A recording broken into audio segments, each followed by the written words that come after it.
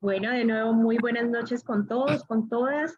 Estamos en nuestro sexto encuentro en el ciclo de lecturas alrededor de las escritoras ganadoras del Premio Nobel de Literatura. Un recuento histórico en el que vamos desde el final, desde el último que fue doña Annie Ernaux en 2022 y nos vamos hacia 1907, 1909, que con doña Selma fue la primera vez que fue dado este importante premio, este importante reconocimiento a una mujer. Este espacio busca el goce de la lectura compartida, es un espacio gozoso, es un espacio en donde no existen lecturas correctas. Creo que esa pluralidad que hemos tenido en las lecturas es la mayor riqueza de este espacio que busca pues poner en el centro la palabra y la palabra escrita y la palabra además escrita por mujeres que han sido en este caso, en este ciclo, pues reconocidas como un importante aporte a la literatura, al arte y a la literatura universal. En esta oportunidad vuelve y nos convoca Olga Tokarczuk, que es Premio Nobel 2018, polaca de nacimiento, y nos convoca además con una de sus novelas más sobresalientes sobre los huesos de los muertos, que es una novela que combina un poco eso, ¿no? La narrativa y el tráiler, y vamos a ver todas las capas además riquísimas que podemos empezar a tener de esta novela, de esta obra, que en 230 páginas nos cuenta muchas historias, pero muy especialmente la historia centrada en Janina Duchenko, una mujer que yo creo que a partir de la narrativa y a partir de toda la construcción que hace Olga Tokarczuk, pues se vuelve ella misma la historia. Es una novela que fue escrita en 2009, fue publicada en el mismo año, una novela que además ahora tiene una película que no sé si alguno de ustedes pudo tener acceso porque no es una película que esté dentro del circuito comercial de plataformas y que afortunadamente pues está ahí y está ahí porque el potencial que tiene esta novela pues radica también en el manifiesto que la misma Olga Tokarczuk ha tenido sobre su obra, ¿no? Un manifiesto de defensa a madre tierra, al medio ambiente, y ya vamos a ver cómo poco a poco vamos sacando otros hilos que realmente pues nos ponen a pensar en la vida, que realmente para la literatura sirve para eso, la literatura sirve para hablarnos de la vida misma. He estado indagando un poco acerca de todo el aporte de Olga Tokarczuk y justamente Lilia nos facilitó un link en el que estaba el discurso de ella cuando ganó el premio Nobel.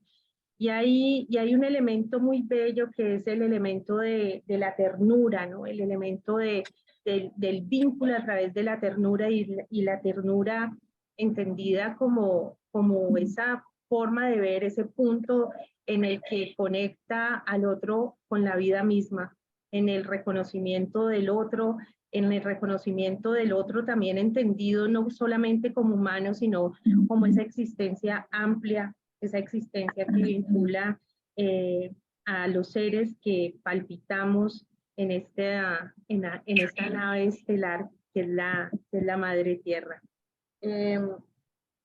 La ternura, tengo por acá algo que quería leerles porque me emociona, ¿no? Me emociona lo que ella dice, la ternura es una forma de mirar que muestra el mundo como vivo, interconectado, cooperando y codependiente de sí mismo. Y además habla de que la ternura es la forma más modesta de amor. Yo no sé si sí o si no, pero es una frase que te deja ahí suspendido en ese sentipensar, si es esto, ¿no? Si realmente la ternura es la forma más modesta del amor y qué es la modestia. Olga Tokarczuk pues nos trae en toda su obra, que desafortunadamente no es muy conocida en el español porque hay muy poco material en español, aún después de ella ganar el Nobel. Además, como fue un Nobel tan eclipsado por todos los escándalos, en que más que el foco puesto en la obra y en lo que en la autora, pues estuvo bastante centrado en todos los escándalos, especialmente los escándalos sexuales que se dieron en ese año que fue tan severo, que fue suspendida la entrega, y en el año siguiente, pues en 2019, también habían unos escándalos acerca de, de, de, de formas no debidas de actuación de la academia, y creo que eso tal vez hizo que opacara de cierta manera toda la contundencia de la obra de esta mujer, que realmente vale tenerla cerca, porque nos entrega una apuesta moderna, una apuesta en la que uno siente que, a pesar de que es 2009, que ya son, ¿cuántos años? 2009, 14 años, pues hay una actualidad y hay una vigencia bastante notable. Esta mujer pues sabe del poder de su pluma y sabe del poder y la contundencia que tiene para contar, para entender, pero sobre todo también para unir. Es una de las cosas que a mí me llamaron mucho la atención de todo el manifiesto que esta mujer hace a partir de, pues, a partir de, de su discurso de aceptación del premio Nobel. Cómo reivindica además la ternura, ¿no? Dice la ternura en cada individuo, la ternura en el escritor, la ternura en el narrador de cada obra, porque solo así se insufla vida a las pequeñas cosas que todos necesitamos. Entonces, ese manifiesto de llamado, de urgencia a la ternura, es tal vez una de esas luces con que me he quedado personalmente en este tránsito que hemos hecho en la obra de Olga Tokarczuk. La academia argumenta en su entrega del Nobel para esta escritora, dice: por una imaginación narrativa que con pasión enciclopédica representa el cruce de fronteras como una forma de vida. Pues es muy especial, ¿no? O sea, lo que la academia habla, y tal vez es porque necesitamos con urgencia una imaginación que nos lleve a nuevas narrativas. Y esta mujer plantea cosas tan interesantes como la creación de un cuarto narrador. Y aquí, en esta obra que vamos a hablar hoy, pues el narrador es supremamente importante. Ese narrador en primera persona, que es esta mujer, Janine, pues es muy, o sea, la historia no podría haber sido contada de otra forma, ¿no?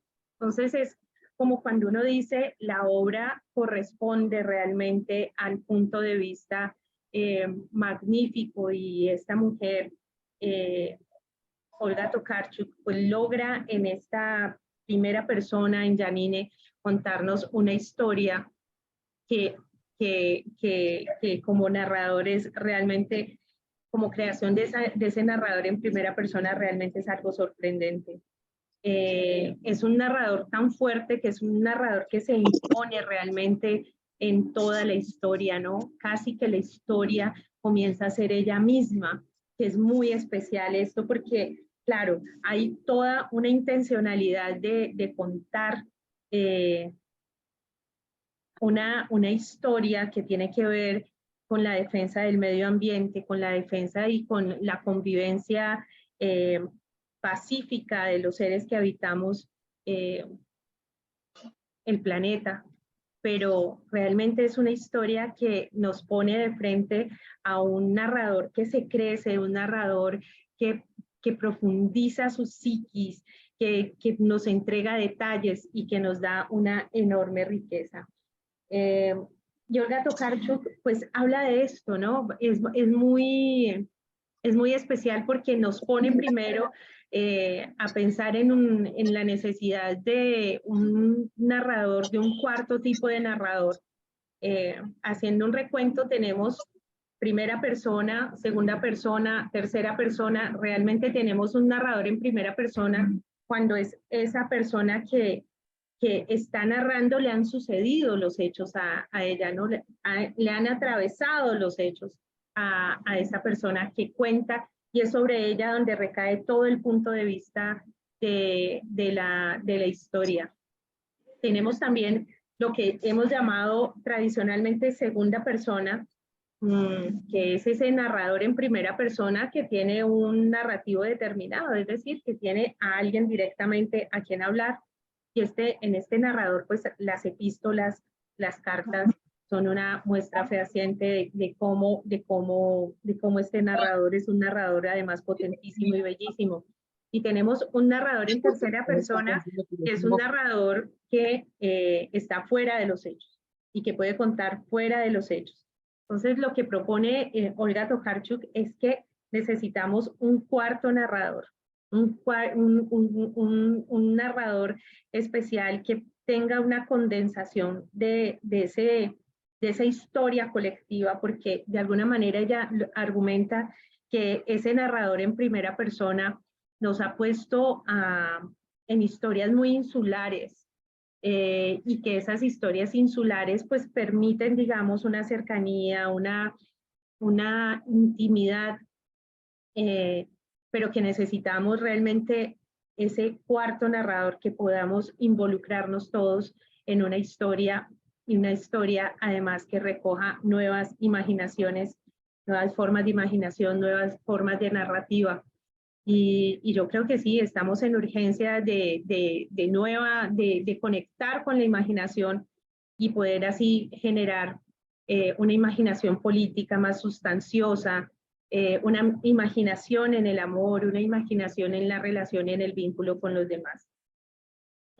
Muy bien, no quiero hablar hoy mucho, solamente contarles algunas anotaciones que he hecho alrededor general de la novela, porque yo creo que esta novela tiene algo muy especial, y es que nos permite unas lecturas singulares que realmente es lo más rico, ¿no? Nos presenta además un thriller que es ligeramente una novela negra, pero también nos presenta una reflexión de lo que define la defensa del medio ambiente, pero también nos lo presenta de una manera tan llena de humor, tan llena de ese sarcasmo, además que es tan bien puesto que esta mujer, que es Janina, pues se puede reír de un gobierno que se pone a espaldas de las necesidades de los seres humanos y del planeta, pero también se puede reír del esnovismo de los líderes de defensa medioambientales. Entonces, hay unas cosas muy interesantes ahí, que permiten la crítica, que permiten el humor, que permiten generar en un personaje ficcional mucha humanidad, ¿no? Uno casi que dice, ay, a esa la puedo conocer, ¿no? A esa mujer que es Janina, ese narrador como que puede emerger en cualquier momento y te puede interpelar, puede hablar. Ese es un personaje muy bien logrado, muy bien hecho, que bueno, nos presenta una obra que es una denuncia frente al medio ambiente, frente al maltrato ambiental, y frente a toda la hipocresía que se da a nivel de los gobiernos acerca de la protección de ¿no? Y también, de alguna manera, de la limitación de la acción ciudadana frente a estos hechos, frente a estas circunstancias.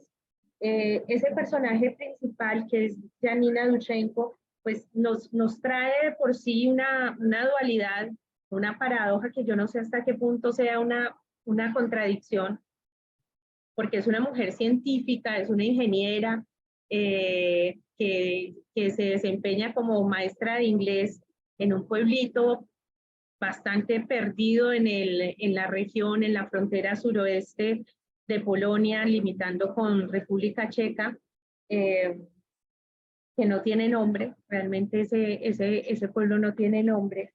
Es una mujer jubilada, es una mujer que le gusta vivir sola, que le gusta la soledad, que disfruta la soledad, es animalista, es ambientalista, es astróloga, no le gusta el que le digan por su nombre y tampoco le gusta nombrar a los otros con sus nombres, sino que los personajes están llenos de de sobrenombres, de apodos que ella les coloca y así los determina. Y como todo esta narración está dada en los pensamientos de Janina, pues esto centra la historia hacia ella. Y bueno, lo que les he dicho, yo creo que es una narradora muy poderosa, tanto que se convierte pues en el centro de toda la novela. El argumento, creo que es un argumento en el cual aparece un muerto en un pueblo y a partir de esa aparición de ese muerto comienzan a aparecer otros muertos y los habitantes de la zona pues no se han dado cuenta, como sí se ha dado cuenta Janina, que existen unos elementos comunes en todas estas apariciones de muertos, de personas que no es muy claramente si son asesinadas o si han sido víctimas de un accidente, y en donde los corzos empiezan a aparecer como una ruta de claridad, pero también aparece la astrología. Y la astrología entonces comienza a ser una de esas apariciones que no son tan frecuentes en la literatura, y entonces nos lleva a que realmente la astrología es un elemento en el cual yo creo que está ahí para recordarnos que no somos realmente controladores de lo que pasa en la vida, ¿no? De que hay muchas cosas que pasan y no las controlamos. Es muy interesante que aparezca este Mercurio en retroceso allí, y además que cada capítulo tenga una condición astrológica y que esa condición astrológica pues le siga la presencia de William Blake, que es una figura tan polémica, una figura además tan apasionante, que yo creo que a partir de esos epígrafes hace una presencia muy especial en el libro y seguramente para muchos de ustedes ha sido una línea para poder seguir en un intertexto en la lectura.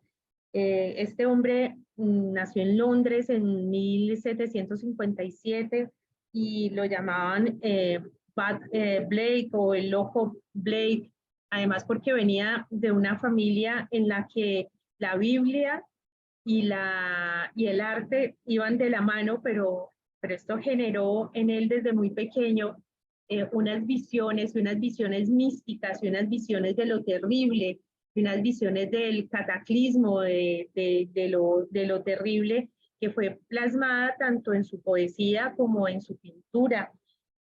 Y tuvo pues una enorme influencia en lo que sería después el romanticismo. William Blake, pues la obra de él se consideró por muchos como blasfema, y es muy bello que nos traiga esta mujer en cada uno de los capítulos, esa voz que conecta, esa voz que permite conectar con otra historia que viene para hablar. Eh, este hombre, William Blake, fue muy interesante y yo, digamos, conecté porque fue además el editor de la madre de Mary Shelley, que fue una de las primeras feministas, digamos, formales en su obra, en publicar obra feminista, y este hombre pues se atrevió a publicarla y de hecho en medio de su obra poética hay claras muestras de un llamado a la equidad y a los derechos de las mujeres. Es un hombre muy interesante, profundamente interesante, que nos trae Olga Tokarczuk, lo pone ahí como esas rutas de migas, eso que abre cada capítulo. De él tengo aquí algo que me pareció muy bello, dice, en tiempo de siembra aprende, en tiempo de cosecha enseña, en invierno goza, guía tu carro y tu arado sobre los huesos de los muertos. Ahí está digamos, la conexión con el título de esta obra. Bien, yo quería proponerles hoy una pregunta para quienes vayan a participar esta noche, que pueden empezar a anotar su participación para llevar el orden en el chat o levantan manito también. Y es, ¿qué ocurriría si la naturaleza empieza realmente a vengarse de los seres humanos? ¿Qué pasaría realmente si comenzara a vengarse de los seres humanos? ¿Qué pasa ahí? Y bueno, yo creo que las preguntas que ustedes planteen estarán muy al lugar y nos vamos a ir detrás de ellas. Muy bien, muchas gracias. Eso era lo que tenía, eso eran mis anotaciones para el día de hoy. Yo espero que ustedes estén llevando sus bitácoras, que estén sistematizando sus lecturas y que les permita al final de todo este tránsito que vamos a tener juntos y juntas, tener unas anotaciones que yo creo que con el pasar del tiempo van a ser todavía más valiosas. Muy bien, ¿quién quiere comenzar el día de hoy? ¿Quién se anima? Jairo. Jairo está levantando manito, Jairo. Ah, bueno. Buenas noches, Buenas Vera noches. y compañeras, ¿cómo están todas? ¿Cómo estás, Jairo? Qué gusto. Bien, gracias, escuchando esa reseña tan interesante que nos acabas de hacer, muy completa.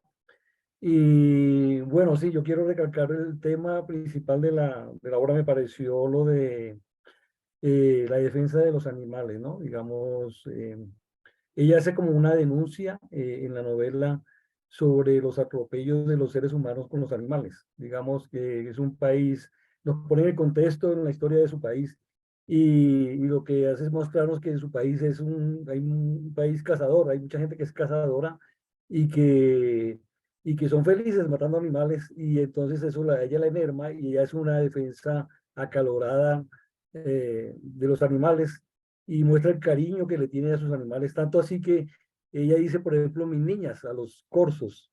Hace una descripción muy linda de los animales que hay en ese bosque, como son los corzos, las zarzolas, ¿cómo que se llaman? Sí, los pájaros estos.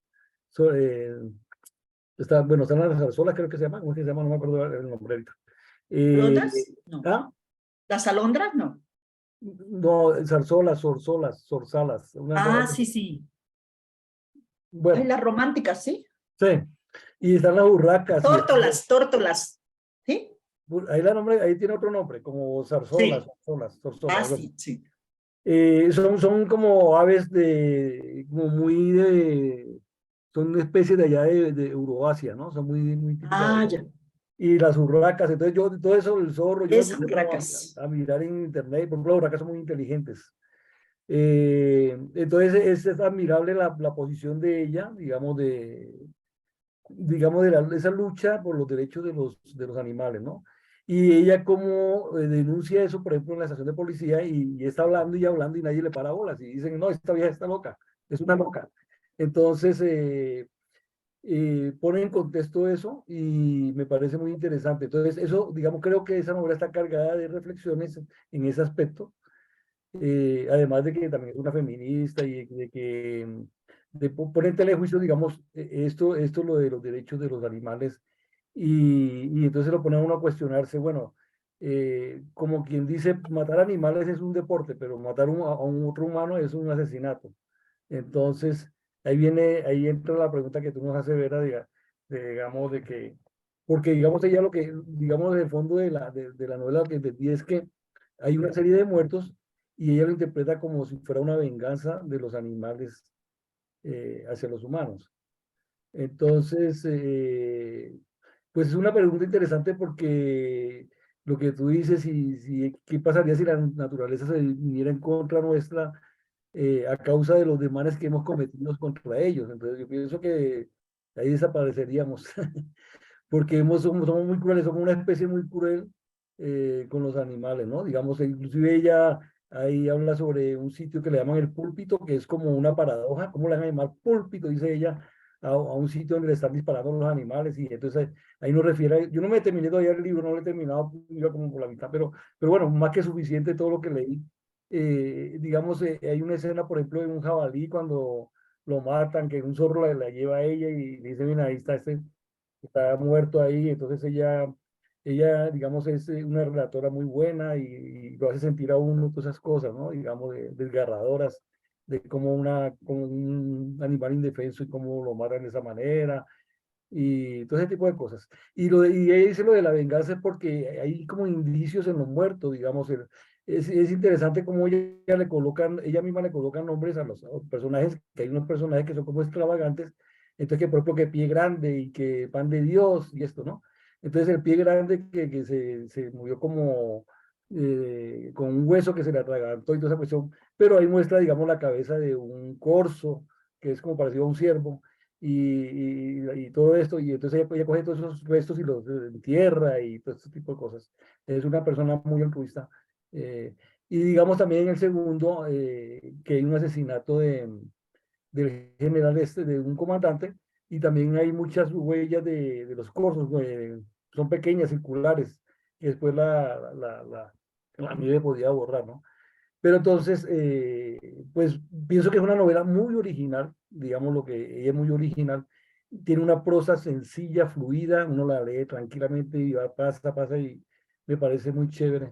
Y también, digamos, el honor que le hace a William Blake, como decía Vera, digamos que también como que tiene la misma línea y todo eso. Y, ¿Y qué más?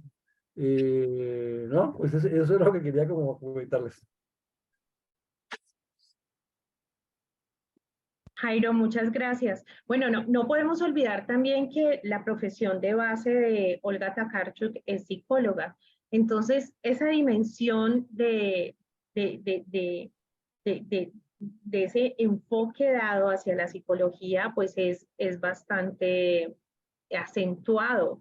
Y además se ve en la construcción de los personajes cómo realmente esta redondez de cada uno de los personajes pues es manifiesta, y para mí creo que tiene que ver con formación también, pero con búsqueda de esta mujer de poner en unos personajes muy complejos. Y hay que ver la delicia que lo que es un personaje complejo, ¿no? Porque lo que hace el personaje complejo es que tiene muchas luces, muchas sombras, y esas luces y esas sombras pues hacen un buen retrato y nos permiten acercarnos a la humanidad de un personaje. De hecho, esta Janine era como la vieja loca, como la loca de los gatos, más o menos del pueblo, y por eso también su forma de ver el mundo, que para nosotros como lectores se hace de una manera tan clara y logra a través de la primera persona lograr esa intimidad y convencernos, para los demás no. Para los demás no era tan claro. Entonces, muchas Sí. gracias. Y sí, esa interacción ahí de los animales que hacen parte de los personajes del libro, pues nos pone en una dimensión muy especial en su narrativa. Sí, y otra cosa, y es que ella tiene ahí varias líneas, ¿no? Porque ella también es ingeniera civil, se podría decir así, ella dice ingeniera de puentes. Y entonces, y después fue maestra, y tiene, digamos, lo de la parte astral, la astrología, que es como una pasión de ella también, y cómo une eso, lo de la astrología, con respecto al comportamiento humano, los sucesos que van pasando, todo eso. Y digamos, lo de la ingeniería también tiene una parte como de geología, de medio ambiente, que ella conoce tal vez por su formación y lo describe muy bien y todo esto. Entonces, a todas luces es una novela muy interesante, muy bonita. Gracias, Jairo. Muchas Ujú. gracias. Bueno, perfecto. Bueno, yo no sé, tengo, Milena, ¿vas a participar? Milena Pardo. Yo.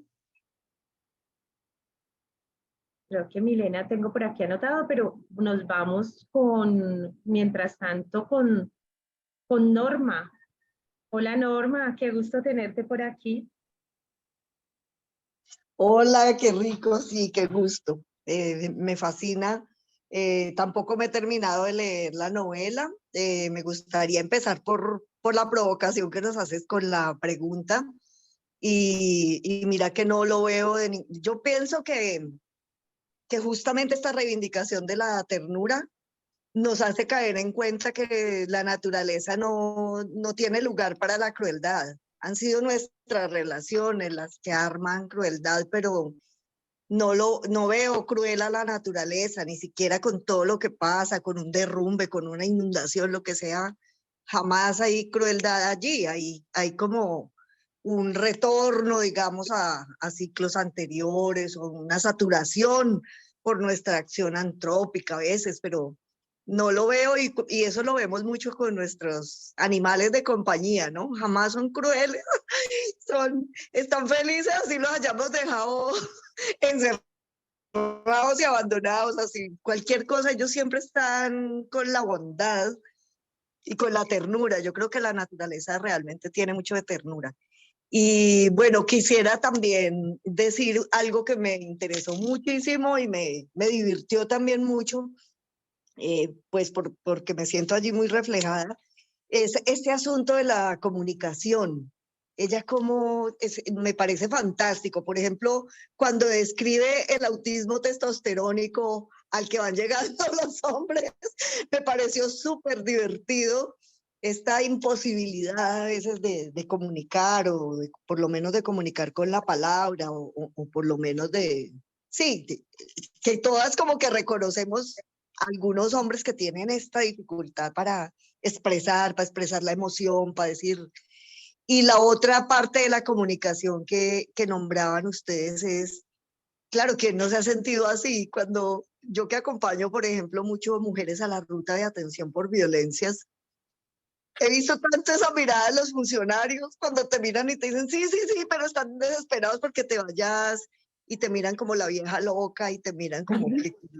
Eso me pareció fantástico. Pienso que también las mujeres mayoras vamos volviéndonos esa voz como incómoda, esa voz que no es una voz diferente, como esa, como la voz de la loca, de la astróloga, de la loca de los gatos, de la que habla con los corzos y con las aves. Entonces siento que hay unos filones muy hermosos y también como empobrece de harto la comunicación y el lenguaje y cómo nos aleja de la ternura del asunto del Estado, de la burocracia.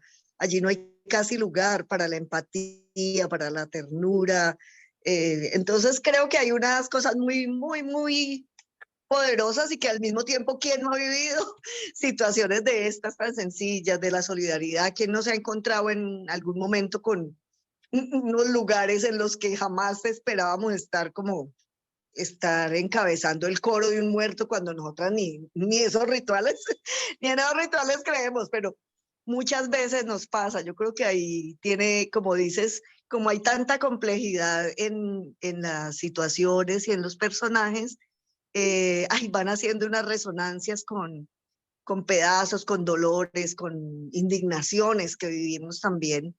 Entonces, bueno, todas estas como tramas y relaciones y capas, como le dices tan lindo, creo que nos interpelan profundamente y bueno, muchas gracias, querida.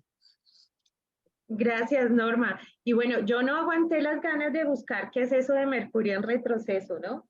Y dice, Mercurio en retroceso, periodo de 3 semanas, cada 3 meses, que afecta los principios de la comunicación. Cuando es retrógrado, cuando va en retroceso, hay un debilitamiento de la comunicación, la lógica y la tecnología. Es como si el astro estuviera yendo hacia atrás. Se debe a las diferencias de las velocidades de los planetas. No aguanté. Yo creo que esa línea astrológica es una de las cosas más apasionantes. Y dentro de mis citas tengo esta que tiene que ver con esa mirada, con esa mirada que vela al otro, ¿no? Especialmente desde los espacios institucionales públicos y en los cuales uno se encuentra con esa mirada como, uy, qué pereza que viene usted a reclamar derechos.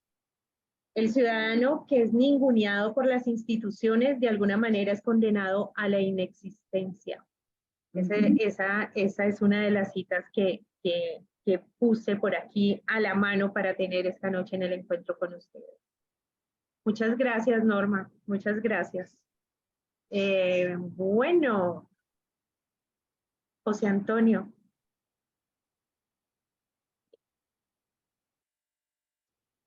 Bienvenido.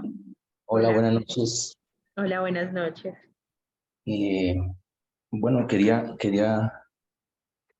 simplemente señalar que, digamos, esta obra, pues efectivamente es atemporal y lo que hace es un grito bastante fuerte en torno a la caza furtiva. Vemos que cada 30 minutos es cazado un elefante. Cada 8 horas un cuerno de un rinoceronte se pierde. Y pues en Polonia, entre el mes de mayo y septiembre se autoriza la caza. Vale más o menos 190 € la noche para cazar corzos. Y ahí ustedes pueden entrar y ven páginas de promoción turística para cazar corzos en Polonia. Polonia es uno de los países donde es el mejor destino para cazar corzos en Europa. Aproximadamente, solamente en Alemania, 100 millones de ciervos se cazan al año con toda esta práctica legal que tiene, ¿no? Por fortuna, Colombia, pues desde 2019, la Corte Constitucional declaró la caza deportiva como ilegal y pues efectivamente la obra lo lleva a uno como a movilizarse en torno a ese gran llamado que hace ella como ecologista, como autora, pero también es su personaje, que es Janine.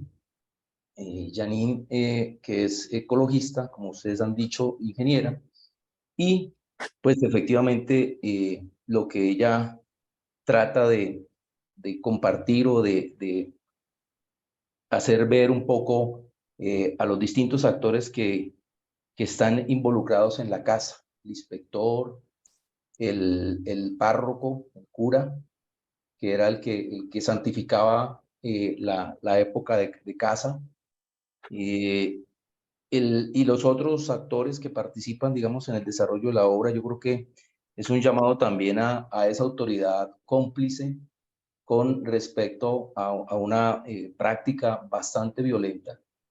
Y cuando ella comienza a presentar un poco la simbología de sus muertos, de los muertos que aparecen en el camino, también es una simbología fuerte, es decir, la posibilidad de que, así como aparece muerto el corzo, o aparecen muertos sus perras, o aparecen muertos otros animales, la representación para la muerte de estos personajes, ¿no?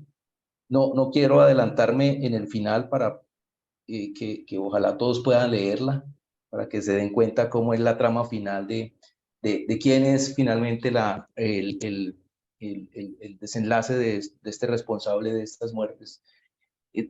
Digamos, este desarrollo a través de la cinegética, que es pues el arte de cazar, lleva un poco a eso, ¿no? A mí me llamó mucho la atención lo que decía Vera hace un momento, el tema de los nombres y esa frase que señala ella, que dice: yo creo que cada uno de nosotros ve al otro a su manera, así que tiene derecho a darle el nombre que considere apropiado y que corresponde mejor para su persona. Cuando nos ponen apodos, seguramente el otro está viendo en nosotros esa manera de representarnos muy cariñosamente o muy jocosamente. Los apodos son una expresión tal vez de mofa, pero también de cariño a veces, ¿no? Y casi que todos tenemos o todas tenemos apodos, seguramente tuvimos apodos de niñas o de niños. Ese es un tema que me llama la atención. Hay otra de las frases que me llama mucho la atención. Ella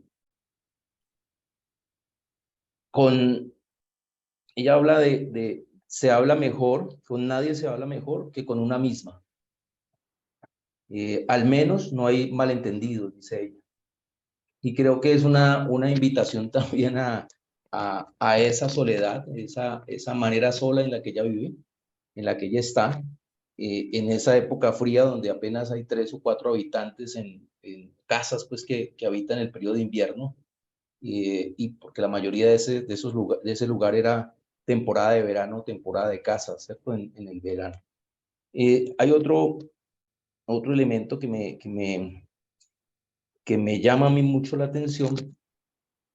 Bueno, un tema para finalizar, una frase que ella señala, y él dice, es en los pies donde se esconde todo lo que hay que saber respecto a un ser humano. Es ahí donde el cuerpo concentra el sentido respecto al ser humano. Y son los pies que están en la tierra. Yo creo que hay un elemento también de llamado a entender la tierra, a entender lo que hay en torno a la tierra, y el manejo que ella hace con Boros, que es un entomólogo, el manejo de los insectos, el manejo de las feromonas, muy, muy, muy interesante esa combinación de elementos que ella desarrolla en esa trama.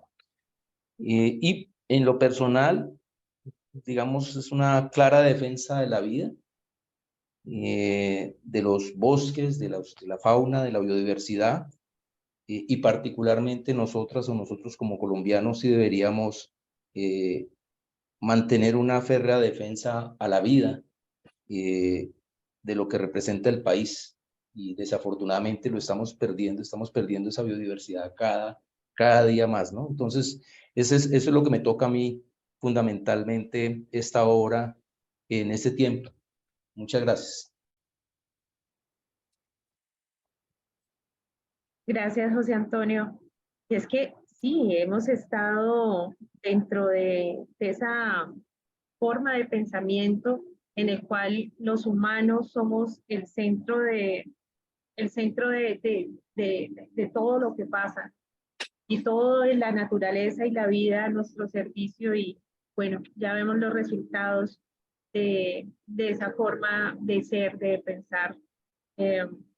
Los andinos tienen una forma muy bella de declarar todo runa, todo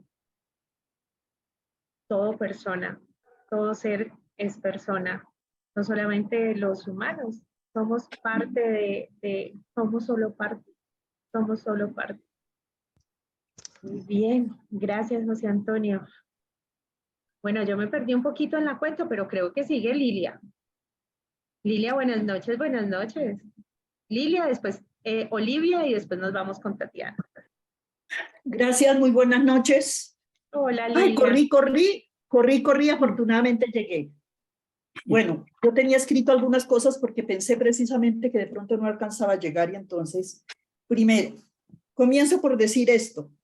Si en este momento me preguntaran acerca de cuál libro leería sin parar, en este preciso y precioso instante, contestaría Sobre los huesos de los muertos, de Olga Tokarczuk. De hecho, lo comencé a leer el lunes en la pantalla y tuve un problema de migraña. Esas dolencias que describe allí Janina fueron terribles. Y entonces, afortunadamente, lo conseguí en físico, y solo bastaron 2 días para leerlo, martes y miércoles, y lo leí todito. Le hice frente a mi migraña y dije, esa no es conmigo. Increíble, increíble. Después escribo, mi agradecimiento infinito a Olga Tokarczuk. Cuando hablaba Jairo, lo pensé mucho. Con Jairo nos conocimos en un curso, y sé defensor del medio ambiente increíble, Y yo lo pensaba, dije, uy, debe estar gozando ese texto. Y sé que hay más compañeras que han venido hablando bastante sobre eso, ¿cierto? De otra parte, recordé leyéndola El último viaje del doctor Aín. Increíble. Recordé leyéndola. Recordé las cartas, las lectoras del Quijote, el coronel no tiene quien describa, inclusive una situación personal de una carta que escribí yo a Lidú y me la respondieron casi diciendo que yo era mentirosa. Y hoy me fui y constaté con fotografías para devolverlas mañana y decir que no es así. Pero me la contestaron en correo y en físico diciendo esto y esto se hizo y de eso no se ha hecho nada. Leer en físico de verdad que es placentero. Yo no, increíble. El problema es que no pude rayar ni nada porque el libro no es mío, fue prestado y bueno. Bueno, yo quisiera tener una empresa rentable. Ella habla en algún momento de un banco como la empresa más rentable. Yo quisiera tenerlo para comprar los libros y tenerlos ahí y poder leer a gusto, ¿no? Lo mejor de todo, después de un excelente comienzo, el final asombroso, desconcertante, impensado, inesperado. Pero como decía José, es mejor no contarlo, porque entiendo que falta por leer. Gracias a Olga por la poesía y la fantasía que de verdad son maravillosas. Esa mujer involucrada en el combate contra las injusticias es digna de admiración. Es que nos lleva de la mano poéticamente con la ternura de la cual hablaba Vera para contarnos cada una de las historias, y es que uno se ve ahí conversando con los personajes, observándolos, viendo el comandante, el cura, a cada uno de ellos, increíble. A su amiga de la tienda, no, increíble. Es un libro que recomendaría a todas las personas que estudian a educación ambiental y a los abogados, tanto que envié algunos pasajes así pequeñitos y me respondieron increíblemente, increíblemente. Ay, ¿saben qué estaba pensando? En lo interesante que sería disfrazarnos de personajes. Siempre se habla de disfrazarse de cualquier cosa. Bonito sería pensar en disfrazarnos de esos personajes que nos llaman la atención. Ay, y cuando ella habla de los nombres de los insectos, me pareció genial buscar un nombre de insecto. ¿Y sabe con cuál me quedé? Con uno de arañas tejedoras de sábanas que se llama Linifiad, y escribí Linifiad Alvarado Prada y tal cosa. Ay, me parecía lindo, lindo. Es humor, es muy bello. Ay, mis aplausos para Janina Duceico. No le gustaba que le dijeran Janina, ¿no? Gracias por su perseverancia, su valentía, sus cartas tan ataviadas de argumentos. Ay, yo la acompañé en sus dolencias y yo sentía que era como el pretexto para llenarse de fortaleza de verdad. Ay, eso como, quiero leer de esta carta algo que me impactó bastante.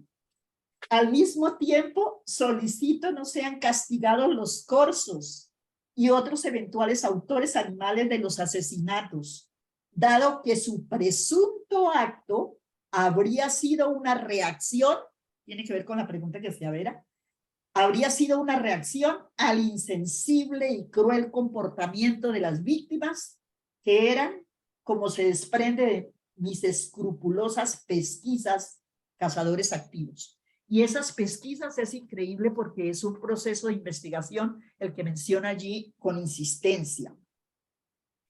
Ay, ese poder de las cartas, de la fotografía. Ojo, ahora que termino de leer la maravillosa obra sobre los huesos de los muertos de Olga Tokarczuk, siento que necesito urgente participar en un taller sobre oscuridad creativa. Tanto que lo quise escribir en comunidad lectora, pero dije, no, me calmo y lo cuento hoy. Pero en ese momento pensaba, va a ser el espacio acorde. Me viene bien hacer llegar mi voz. Y les cuento que me identifiqué muchísimo con varias partes del texto. Ese parte donde habla de las clases de inglés y la religión, mira, lo viví textualmente con mi hija y se lo envié y ella y me aplaudía, que dice que preferirían las clases de inglés a más clases de inglés a la religión, pero fue textual. Con las cartas, con las acciones del medio ambiente y con las dolencias, porque es lo mismo que pasa a mí algo me duele, yo digo, esto tiene que salir, con lectura, con escritura, salen las fortalezas. Ay, ese sentido del humor es increíble. Yo vivía ese momento en la iglesia, en el púlpito, cuando ella gritaba, yo decía, uy, quisiera acompañarla. Yo sería capaz de hacerlo, solo que, ay caramba, lo frenan a uno y entonces ahí pasan las cosas. La pregunta de Vera, yo sí pienso que la naturaleza se manifiesta. No como decías tú de la crueldad, la compañera que dijo que no sea cruel, pero es que se desbasta, no, pues es que si se extinguen los animales, por ejemplo, el caso de las abejas, pues vamos a morir de alguna manera. Por eso me acordé del último vuelo del doctor Ayn. ¿Qué más le cuento? Ay, la ira, eso que habla de la ira, ay no, eso es increíble, increíble la manera, dice, eso le da energía, le da potencia, le da sabiduría y eso es increíble. Ay, pienso que yo viví el frío de Polonia, el invierno, no, increíble, increíble. Gracias, gracias, abrazos.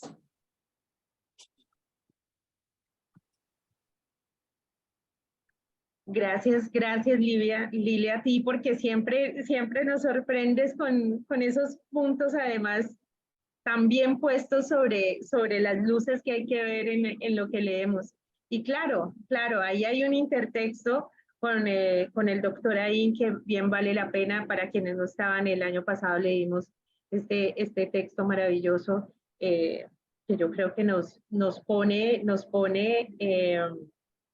a pensar en esto de que es la sobrevivencia del humano sin la conexión profunda, la conexión de ombligo que necesitamos a esta madre tierra para poder estar, para poder sobrevivir. Uno de los asuntos también muy interesantes que Olga Tokarczuk señala es la necesidad de quebrar el género literario.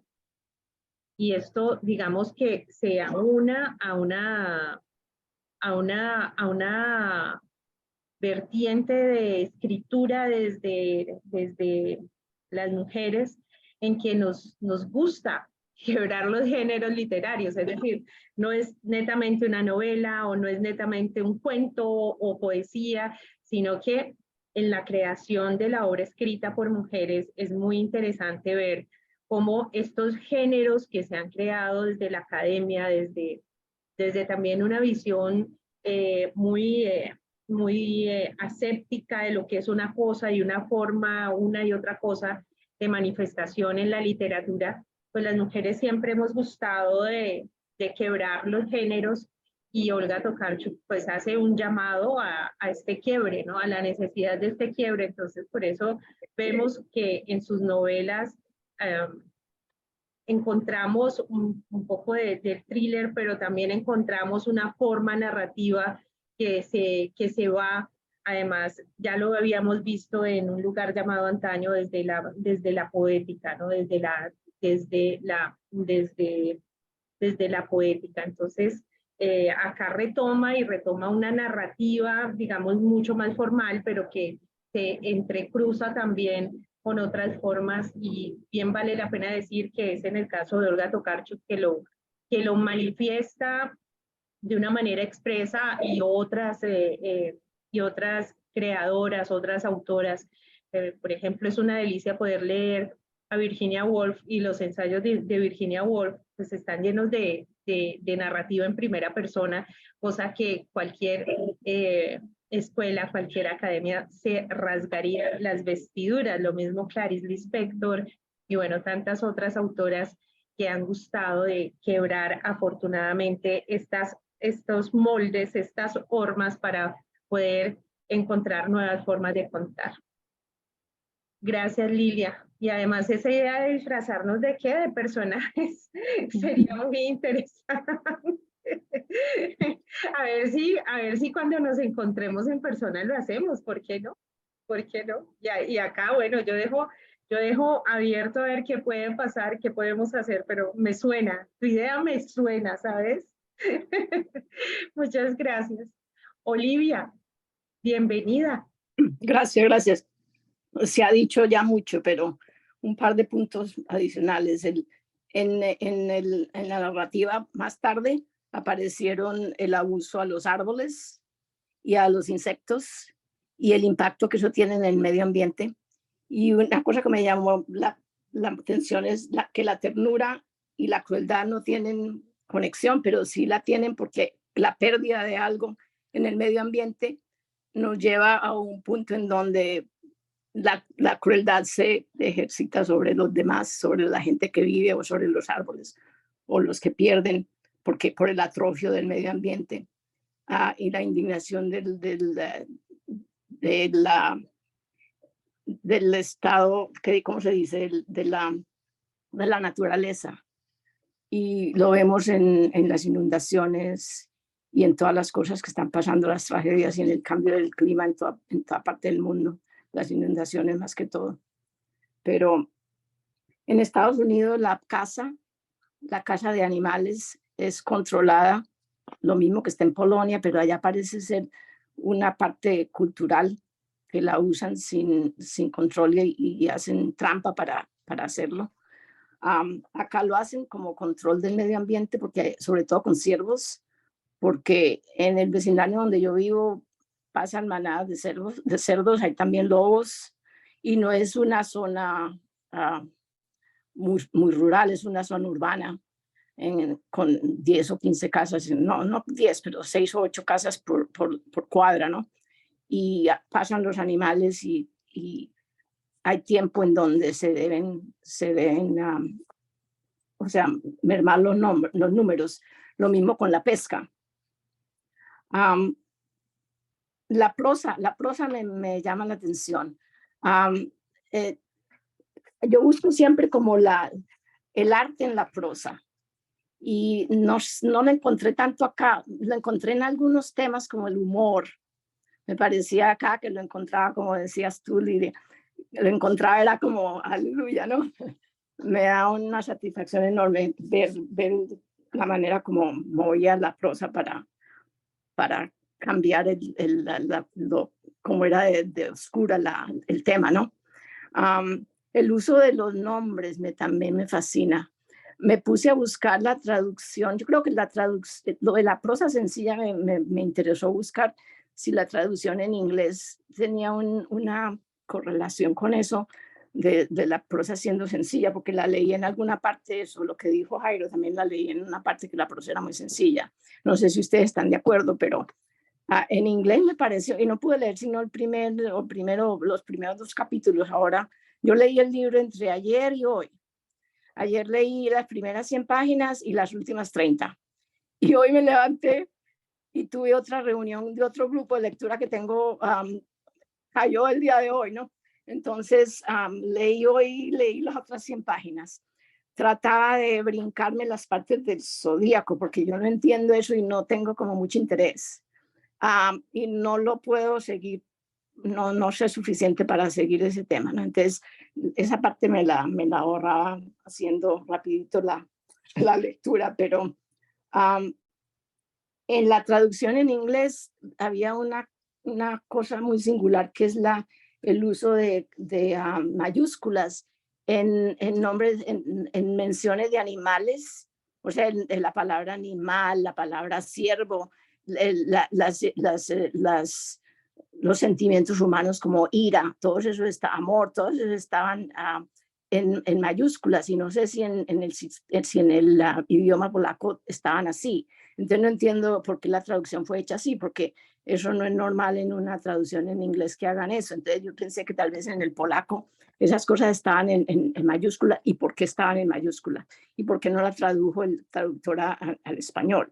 No sé si es que, no sé, porque traductores a mí me interesan mucho y me gusta a veces leer en inglés, lado a lado, ¿no? El español en inglés, y comparar cómo traducen. Y admiro mucho la capacidad de ciertas personas, de ciertos traductores. Es un arte, me parece hermoso lo que hacen a veces, ¿no? Entonces estaba buscando esto en eso, pensando que porque si ella ganó un premio Nobel, porque hay un comentario en internet de que la prosa es sencilla. Y ya me pareció que tal vez sí, ¿no? Y no sé si el libro que ella ganó el Nobel fue el que siguió, porque también estuve averiguando de los libros de ella y decían que el otro, no me acuerdo cuál era el nombre, era un libro mucho más complejo. O sea, me encantó ella. No es el tipo de cosa que yo leo porque trato de no leer cosas que me depriman y sobre todo que muestran el deterioro humano y la llegada a un fin que estamos las personas mayores como acercándonos a él. Entonces no. Y una cosa que decía ella y la dijo más de una vez en distintas maneras es que no hay persona más sana que un enfermo. Lo dijo cuando estaba en el hospital y lo dijo en otra forma. Entonces yo dije que eso está bien simpático, me parece que tal vez sí es, porque uno está más centrado y como más amarrado a la tierra o al presente cuando está enfermo, porque tiene como más raíces que lo hacen, o sea, disfrutar de todo lo que tiene en el presente. Y algunas de ustedes dijeron eso, que esa parte es importante en este libro. Ella disfrutaba del presente y buscaba las maneras de divertirse y de sacar lo mejor de que tenía. Pero sí, ella, yo creo que es, probablemente, ellas dijeron que era feminista y yo creo que era también vegetariana, o sea, buscaba el medio ambiente en la naturaleza y además los derechos de los animales. Y eso es un tema muy corriente ahora. Uno ve bastante el amor, sobre todo después de la pandemia, el amor por los animales. Mis hijos mi hija llama a sus mascotas, sus hijas, y ella llama a sus chicas, y eso ya aprendí a aceptar que eso está bien. Yo tengo 9 nietos perros. Tengo 3, 1 y 1. Y 1 y 2. Bueno, tengo bastantes nietos, perros nietos. Eso es todo. Simpático, me gusta el libro. Muchas gracias, Olivia. Y a propósito, una frase de Olga Tokarczuk dice: el mundo se está muriendo y no lo notamos. No vemos que el mundo se está convirtiendo en una colección de cosas e incidentes, una extensión sin vida en la que nos movemos perdidos y solitarios. Y en un mundo así somos realmente zombies. Muchas gracias, Olivia. Tatiana, buenas noches, qué gusto tenerte acá. Buenas noches, Vera, buenas noches a todas. Bueno, voy a iniciar con la pregunta que hiciste sobre qué pasaría si la naturaleza se vengara de nosotros. Y me imaginé así como los árboles abriendo las baldosas de la casa, las raíces subiéndose por las paredes, desbaratando las alacenas de la cocina, en el techo las aves quitando los tejados, la lluvia no permitiéndome salir. Me lo imaginé de esa forma. Bueno, y está todo lo del tema de cambio climático, pero me puse a pensar, bueno, ¿qué pasaría si realmente la naturaleza se pusiera como en el camino de no permitirnos ni siquiera salir de casa, o como lo menciona la autora en los textos, tanto en un lugar llamado antaño como en con el invierno, y cómo en esos sitios fríos como que no está posibilitado o de que viva gente ahí, y por eso muchos solo están en la temporada de primavera, verano, y luego en los inviernos quedan los sitios solos, desolados.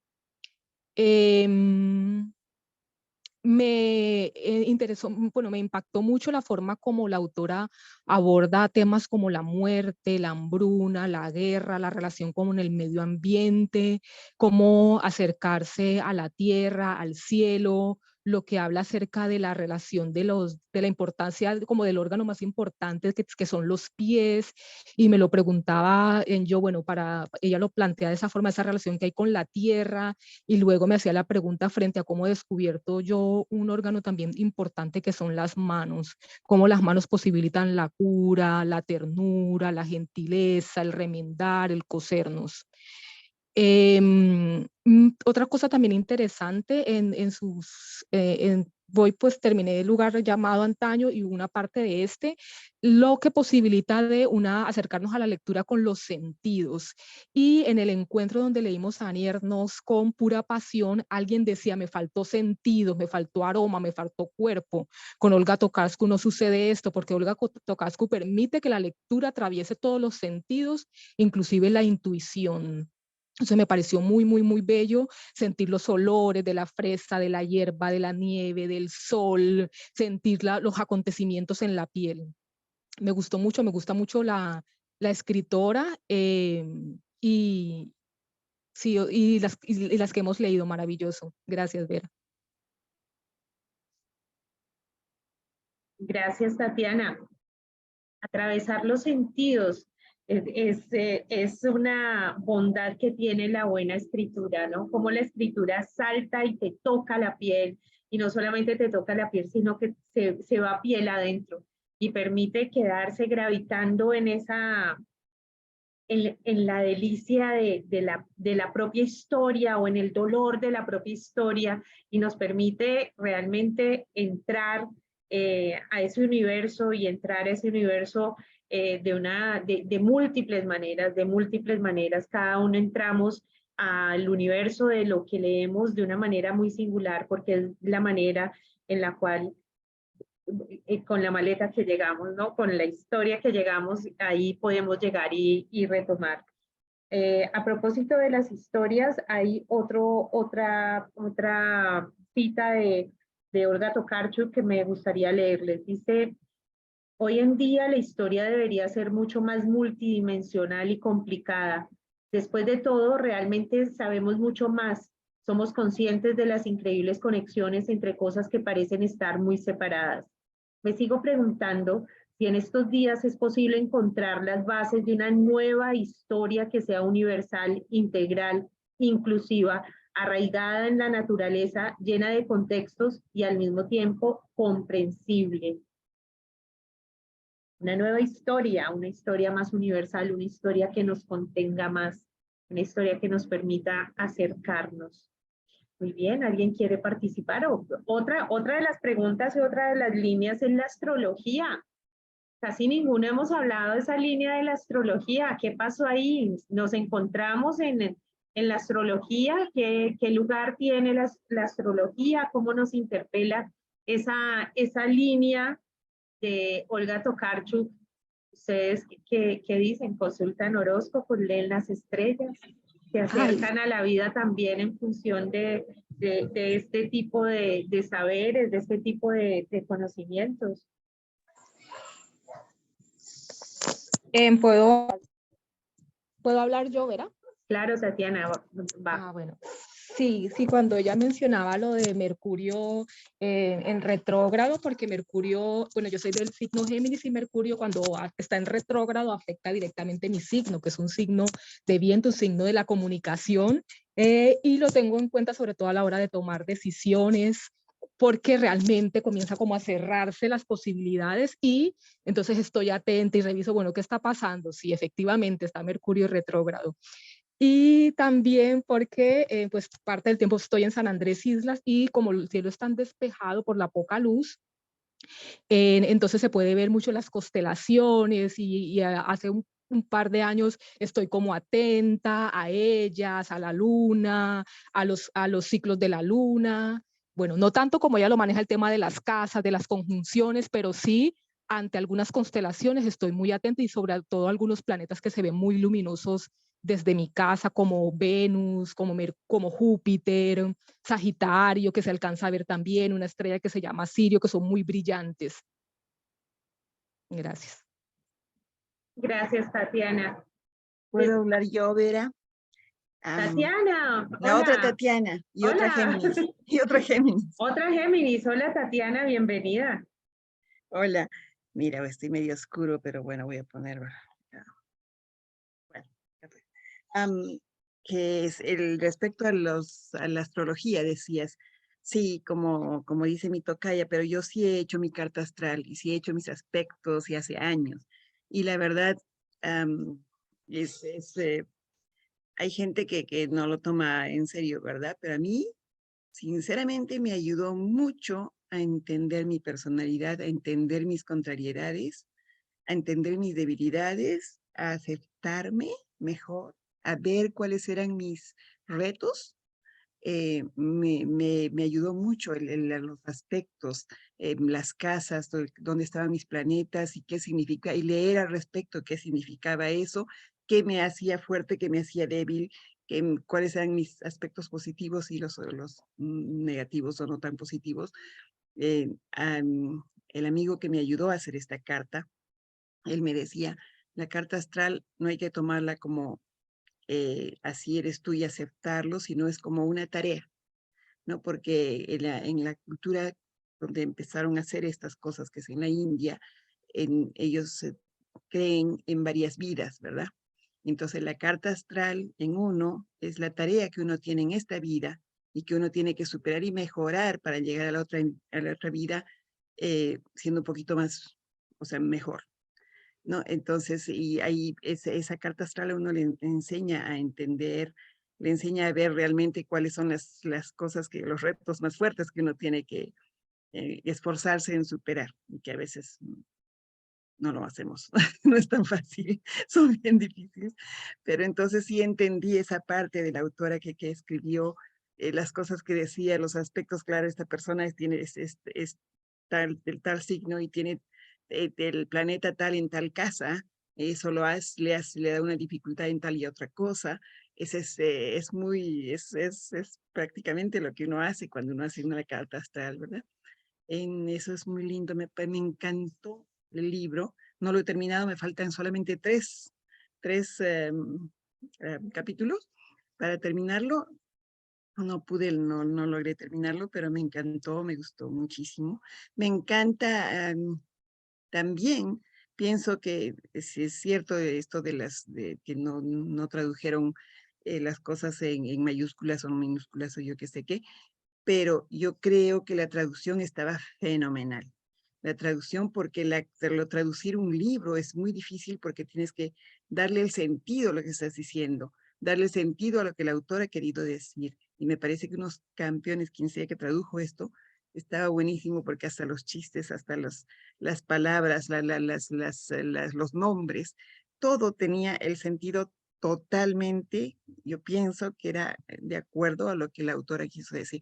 Porque yo he leído libros que siempre yo digo, no, yo prefiero leerlo si esto se escribió en inglés, hay que leerlo en inglés, y esto se escribió, porque la traducción no es tan perfecta, pero a mí, yo no puedo leer polaco, por supuesto, pero me parece que está muy bueno, muy lleno, muy rico, todo en el libro, mucha enseñanza, mucho que pensar, y muy ameno además, ¿verdad? Fuera de que las cosas terribles que se ven, pero con un buen humor, digamos, tan bonito. Me encantó. Muchas gracias por escoger ese libro, la verdad, me encantó y lo voy a seguir leyendo, lo tengo que terminar. Así que, gracias. Gracias a ti, Tatiana. ¿Qué será que los seres humanos buscamos nuestro destino en las estrellas, no? Somos polvo de estrella, decía Ernesto Cardenal, y ha de ser que es así, que siempre estamos mirando para las estrellas. Además, en esa dualidad que hay en eso, lo que pasa arriba está acá abajo, ¿no? Siempre ese principio de no universo, sino duoverso, pues ahí está en la ruta de las estrellas. Quería contarles como parte de ese intertexto.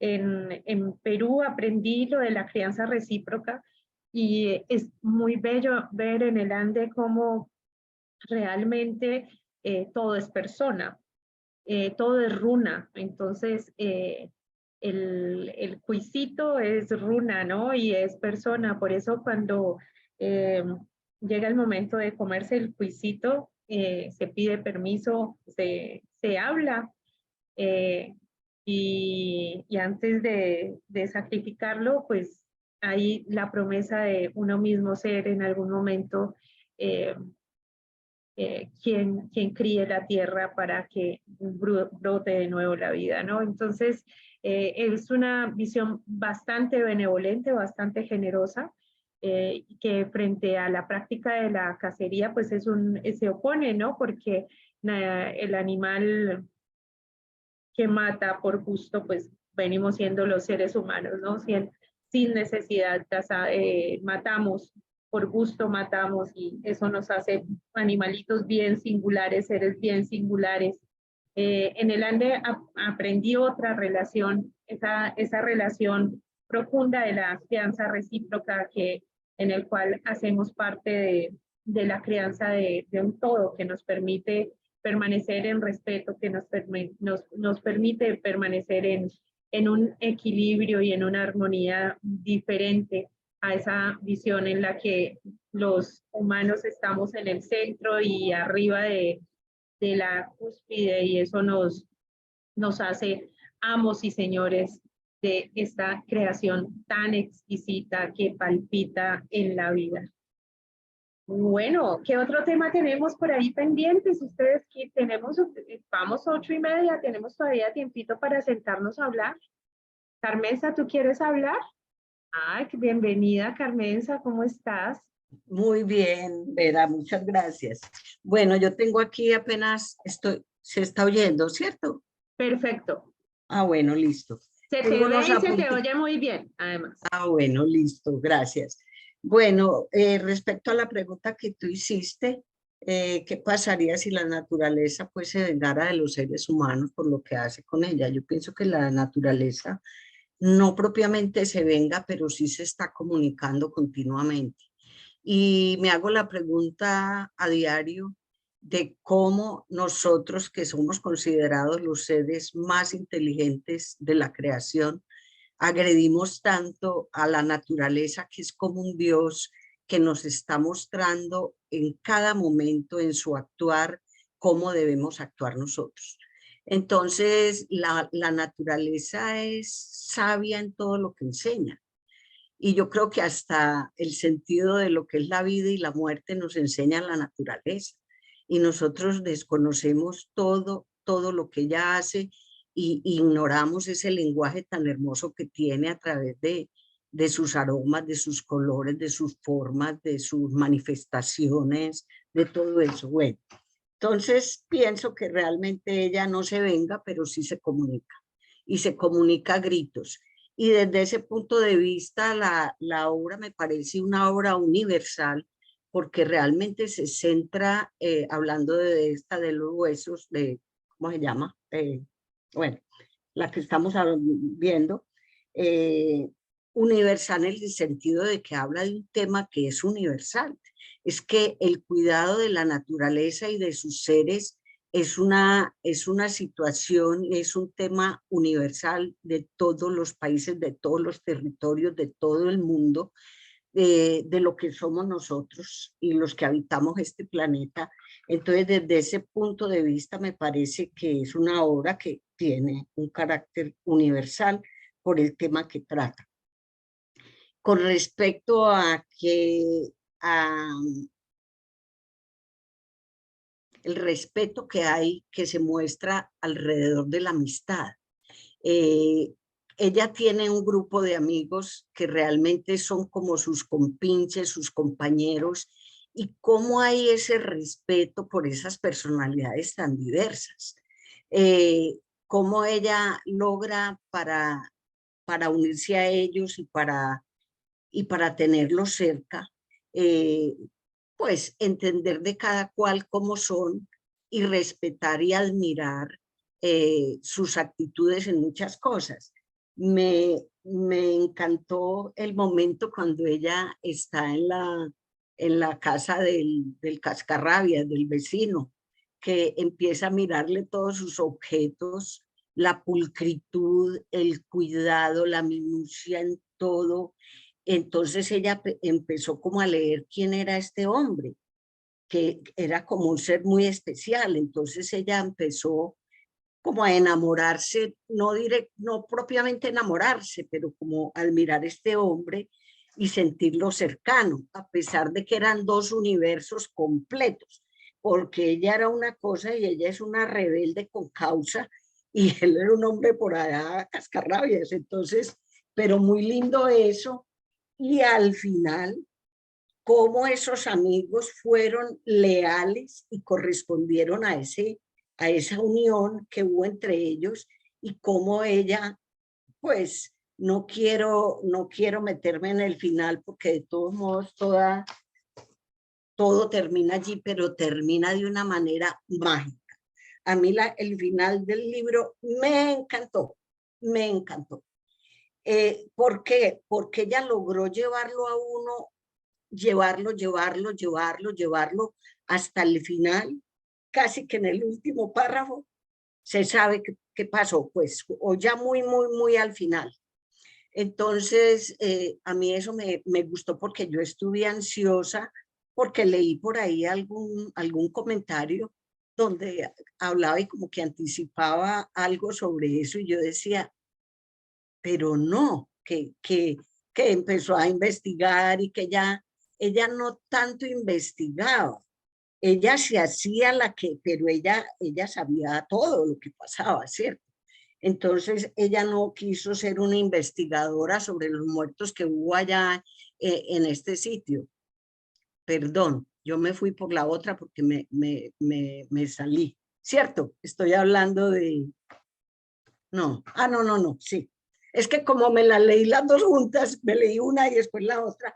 No, pero aquí sí, es en esta, sí. Entonces me encantó esta sobre su prosa. A mí me pareció la obra de una prosa muy poética. Había párrafos, te digo, que fotocopié, le tomaba foto, pero no tuve tiempo de preparar porque me leí los dos libros seguidos y tenía otras ocupaciones, pero te digo que muchas cosas me parecían impactantes y de una gran profundidad, que leía el párrafo y volvía y lo releía. Qué pesar que no pude traer uno como de muestra para leérselos, pero sí era demasiado profundo. Y ahí era donde yo veía como la poesía y me estremecía con la forma como expresaba una situación muy sencilla, pero la volvía poesía. Entonces era muy bello. En cuanto a los apodos, a mí me encantaba eso porque era la manera de identificar a las personas con algún atributo o alguna cosa para identificarlo más fácil. Entonces, no me parecían que fueran agresivos, ni mucho menos, sino era una forma tranquila, coloquial, amistosa de llamarlos.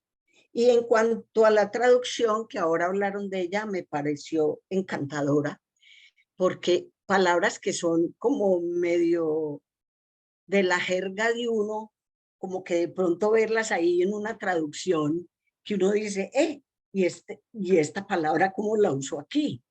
Entonces, que no tampoco tengo aquí el ejemplo, pero sí me llamaba la atención. Entonces ahí sí creo yo que había una traducción muy bien hecha sobre la obra. Bueno, es todo lo que tenía por decir. Carmenza, muchas gracias, muchas gracias. Sí, es un libro además que nos permite, yo creo que una cosa muy importante, y es interpelarnos y es pensar, bueno, en medio de todo esto, ¿qué vamos a hacer? ¿No? Como que no se queda nada más en esto de, no, qué malos cazadores, ¿no? Sino nosotros, cada uno de nosotros, ¿cómo fue interpelado? ¿Qué les preguntó a ustedes el libro? ¿En qué los comprometió? ¿O cuál fue el tránsito de pensamiento o de emoción hacia lo que pasaba ahí? Jairo. Sí, precisamente ese tema de la pregunta que tú hiciste y lo que habló ahorita Carmenza es cierto. Digamos, haciendo una reflexión de esto, es que tal vez la naturaleza literalmente no se venga, pero es una consecuencia del mal actuar del hombre. ¿Cómo lo refiero? Digamos, el hombre, la naturaleza está en perfecto equilibrio y el hombre rompe ese equilibrio, digamos, talando, haciendo una cantidad de barbaridades. Entonces, por ejemplo, el efecto invernadero, el cambio climático, eso produce que se derritan los casquetes de los hielos, los polares. Se aumenta el nivel del mar. Eso produce tormentas, huracanes. Entonces, eso conlleva a la misma autodestrucción del hombre por su mal comportamiento. Y así es como responde la naturaleza ante el hombre. El desequilibrio tan grande que forma, ¿no? Y eso sin hablar de esto que estamos hablando, de su cierta barbarie con respecto a los animales que trata muy bien en el libro. Otro temito que quería hablar así, como hacer un pequeño comentario, es también cómo trata ella, digamos, la enfermedad. Y es una enfermedad crónica a su edad, y cómo la relata y todo eso, pero sin autocompasión. Pero es muy bien, lo relata muy bien esa parte. Y la último, también lo que han hablado ya bastante, lo de la traducción, también me pareció genial. Y yo no sé si fue en el libro que lo dice o en una parte de internet que yo lo vi, lo difícil que es, por ejemplo, la poesía, traducirla. Entonces, por ejemplo, ahí relatan un poema de William Blake y hacen como tres traducciones completamente diferentes, ¿sí? Entonces, para darles la idea de cómo de difícil eso es. Ahora, digamos, esa traducción va, digamos, del polaco al inglés, del inglés al español. Bueno, no sé, pero de todas maneras, creo que hacen como referencia ya a una traductora, no me acuerdo el nombre, pero dicen que la elogian porque de verdad es muy buena la traducción. Era eso. Gracias, Jairo. Claro, todo el trabajo de traducción es prácticamente un trabajo de coautoría. Ahí la visión y el alcance del traductor es muy importante en la apreciación. Además, vemos que poco tenemos en español de Olga Tokarczuk, ¿no? O sea, a pesar de ser un premio Nobel y conseguir sus libros en físico no es muy fácil, no es muy fácil. A mí me tocó leerlo así en línea y lo que decía Lilia, a mí también, yo prefiero 1000 veces leer el libro, el físico, pero me tocó ese leer y de pronto me demora un poquito más, pero no, el libro es muy fácilmente leíble, ¿no? Sino que lo empecé a leer como muy tarde, pero aspiro a terminarlo porque según los comentarios el final es sorprendente. Gracias, Jairo. Nos vamos con Nora y después nos vamos con José Antonio. Buenas noches. Hola, Norita. Bueno, ¿cómo están? A ver, les cuento este texto y esta lectura me ha parecido maravillosa. No la he terminado, gracias a los que han respetado que el no decir el fin, porque no la he terminado, pero la he leído cuidadosamente y se me ha pegado lo de Lilia, que tengo el cuaderno, el lápiz y voy apuntando. La traducción me ha parecido maravillosa y en uno estuve como indagando un poco y tiene mucho de mexicano, ¿no? Porque hay ciertas palabras que se utilizan en México. Entonces yo estuve leyendo por ahí en algo que leí de la escritora que había sido, como lo dijo ahora el compañero, había sido a inglés y después al español.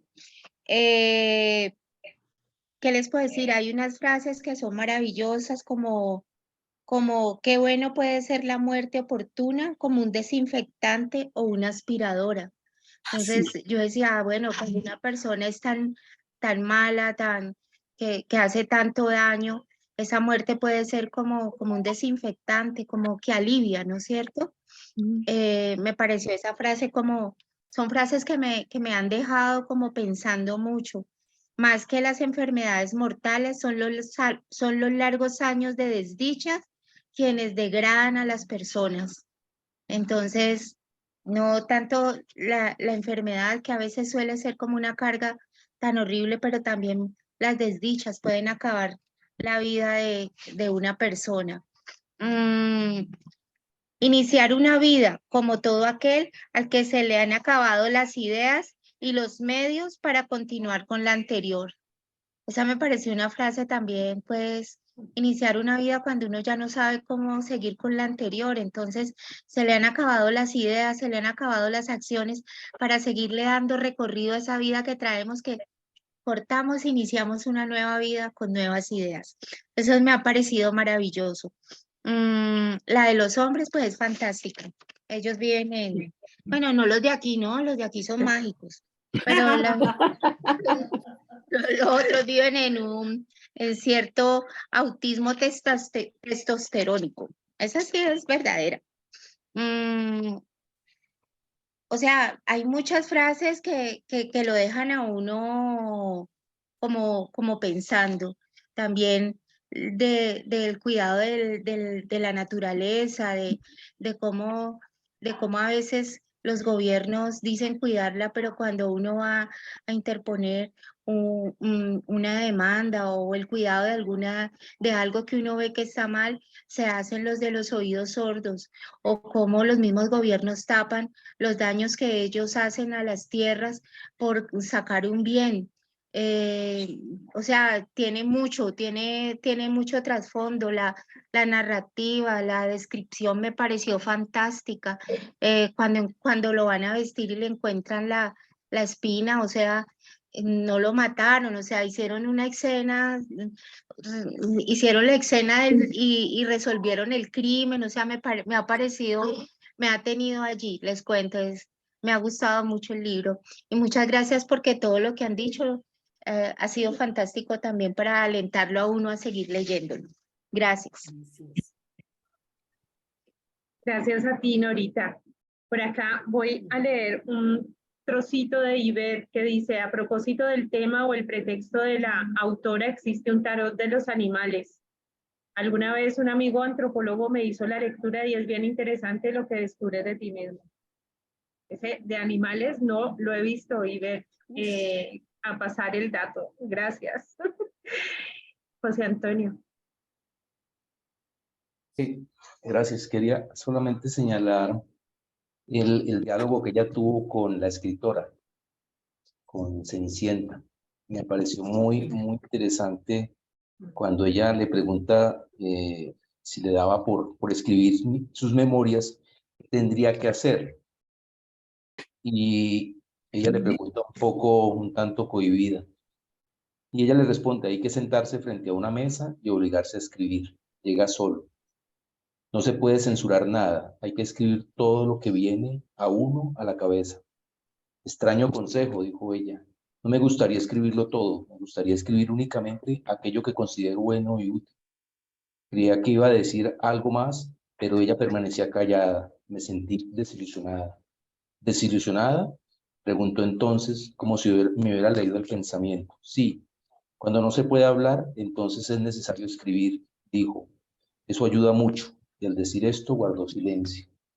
Y ustedes, la mayoría que son escritoras, que escriben, yo creo que ese diálogo entre ellas y esa provocación de la escritura es muy linda. Es decir, todos realmente y todas podemos escribir y hay que escribir lo que está en la cabeza. Creo que es necesario escribir de esa manera. Seguramente vendrán los arreglos después, los detalles, pero esas primeras sensaciones, ese cuadernito que uno carga todo el tiempo en la mochila para tomar notas, creo que es muy importante en la vida.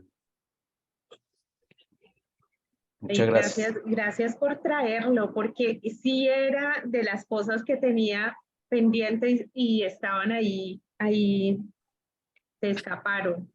Pero qué bueno que lo trajiste porque claro, esa convocatoria al derecho a escribirnos, ¿no? Y a escribir lo que hay ahí en nosotros. Ese derecho al manifiesto que ha hecho también parte fundamental de todo el deseo de casa habitada y de todo lo que hemos venido haciendo por todos estos años. Esa reivindicación del derecho a escribirnos y el derecho a ser parte de la historia de la humanidad.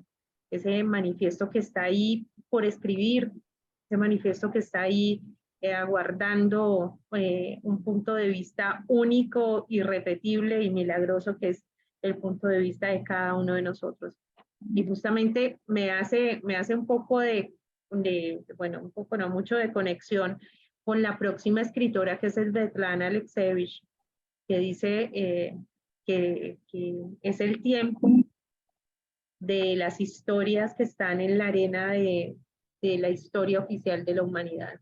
Y miren cómo todas estas mujeres que hemos leído, Annie Ernaux, Louise Le, Toni Morrison, nos convocan a la urgencia de escribirnos, a la urgencia de hacer parte de nuestro tiempo y a dejar ese legado magnífico de nuestra historia singular, porque es en la historia singular donde se concreta la historia universal, ¿no?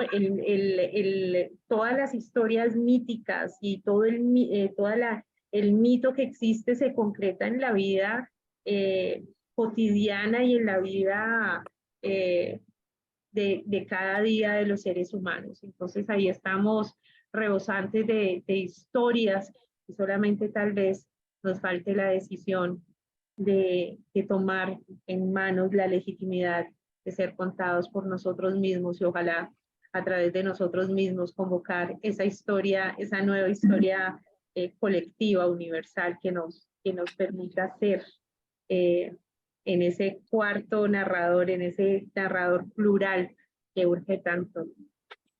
Bueno, Marelid, hola Marelid, nos estás escribiendo por acá, voy a leerte, ¿ya? ¿Cómo estás? ¿Estás en Florida?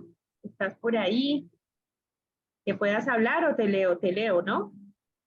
Dame una señal, ¿te leo? ¿Sí? ¿Dónde estás? Oye, qué gusto verte. Tu micro está apagado. Ahora sí. ¿Ahora sí? Ahora sí, te vemos y te escuchamos. Hola, qué gusto, qué agrado poder participar de este chat y de la oportunidad que nos has brindado de participar en esta especie de club de lectura. Pues a mí realmente la escritora me encantó. Me encantó porque la encontré muy cercana como a mi vida personal.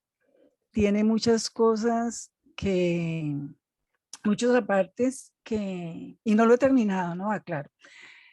Pero iniciando el libro me cautivó mucho el primer párrafo, donde dice que he llegado a una edad y a un estado en que cada noche antes de acostarme debería lavarme los pies y arreglarme a conciencia por si tuviera que venir a buscarme la ambulancia.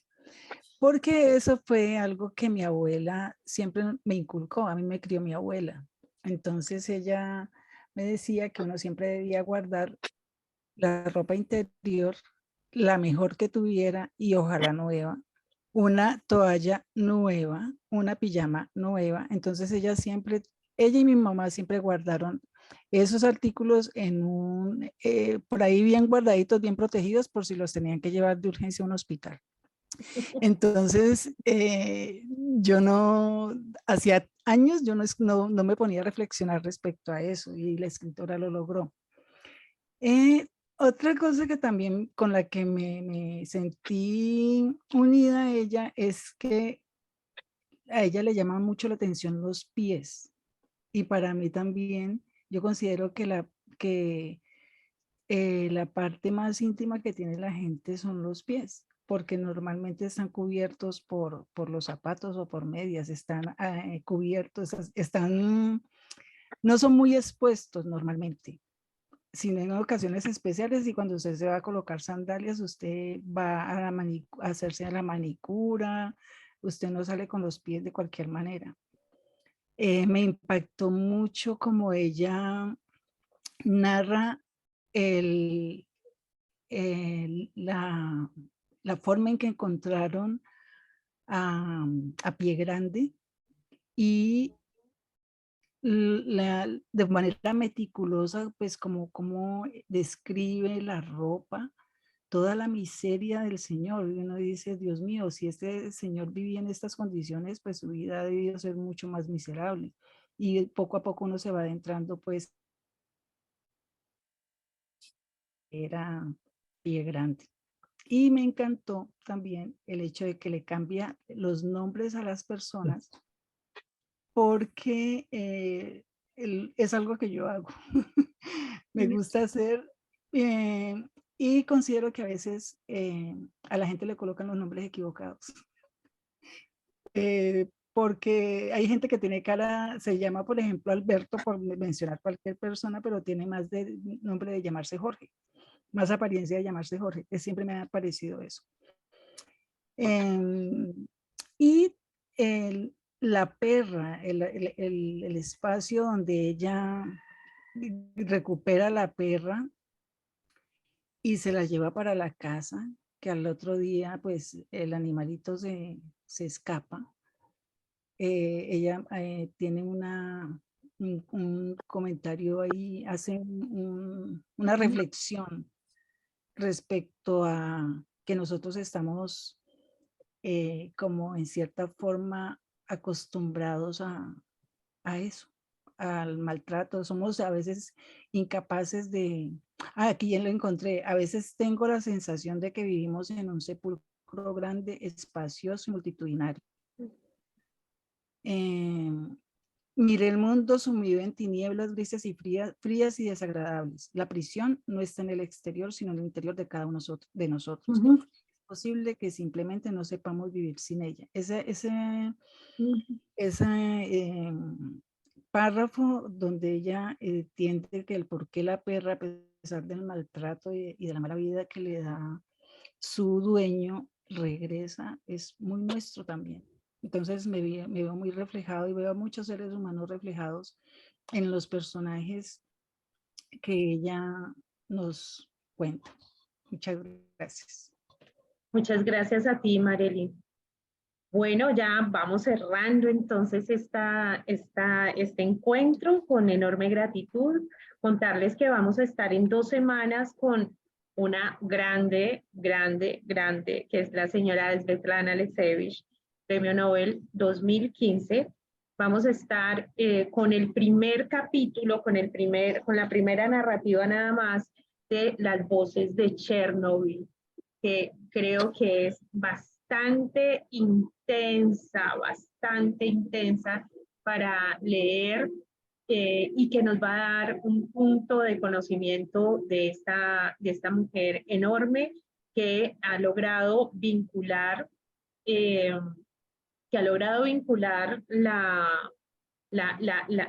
periodismo con la narrativa. Otra que ha quebrado género también.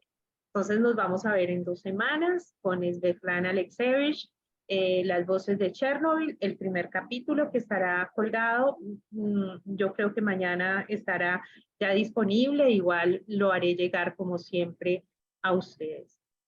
Vamos a comenzar esta semana el taller presencial de la oscuridad creativa, un laboratorio de escritura en la ciudad de Cali. Los sábados vamos a estar de 10 de la mañana a 12:30 del mediodía, y el martes vamos a comenzarlo de manera virtual para quienes se quieran entusiasmar por hacer este tránsito hacia esa oscuridad creativa tan vital en los procesos de escritura. Bienvenidos, y nos ayudan a pasar la voz siempre, les vamos a agradecer mucho.